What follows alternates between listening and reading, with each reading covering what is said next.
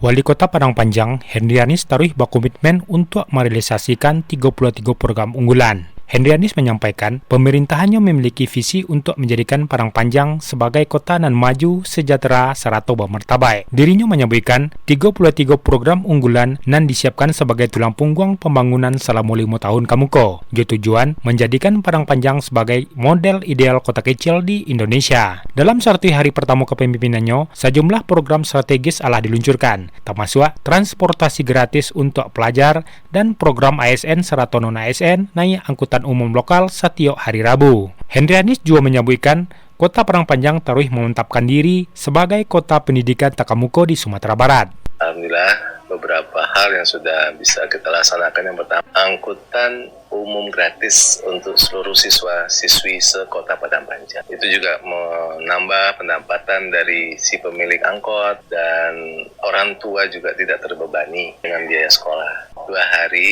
harinya Selasa dan hari Kamis. Dan yang kedua, hiduplah perekonomian di angkot, di ojek, segala macam gitu ya. Mudah-mudahan ini juga bisa membantu pendapatan mereka. Yang kedua, ASN jadi ke kantor nggak pakai mobil. Hari Rabu aja, pas hari Rabu bebas.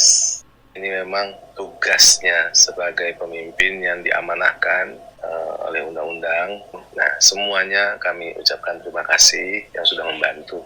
Mudah-mudahan ini sebagai ladang amal ibadah soleh. Pemerintah Kota Padang Panjang juga berencana mendirikan Padang Panjang Youth Center serta Creative Hub untuk mendukung pengembangan pendidikan dan kreativitas masyarakat. Selain itu, Pemko juga akan memberikan beasiswa kepada masyarakat Padang Panjang dan melakukan pembinaan atlet berprestasi. Henry juga menyebutkan, Kota Padang Panjang tetap memegang teguh identitas sebagai kota Serbi Mekah, juga menghadirkan Islamic Center sebagai destinasi religi serta pusat syiar Islam. Pemko juga telah meluncurkan Istana Lansia dan Geraha Disabilitas nan berlokasi di Islamic Center. Juga berbagai program nan telah diluncurkan, Hendrianis juga berharap Padang Panjang dapat tumbuh menjadi kota modern, sehat, serta berbasis kearifan lokal, dan menjadi model untuk kota-kota kecil lainnya di Indonesia. Nofri melaporkan.